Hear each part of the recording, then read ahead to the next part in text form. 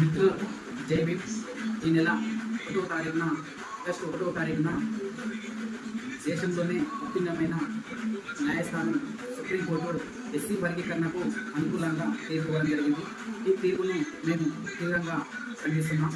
ఎందుకంటే రాజ్యాంగంలో 341 ఆర్టికల్ ప్రకారం వర్గీకరణ చేయడానికి కావలసినది పార్లమెంటులో 28 రాష్ట్రాల యొక్క అభిప్రాయ స్వీకరణ తర్వాత చర్చించిన తర్వాతే మనకు పార్లమెంటులో బిల్లు ఆమోదించినప్పుడు అదే అత్యున్నతమైన సుప్రీంకోర్టు తీర్పు ఇవ్వడం జరుగుతుంది.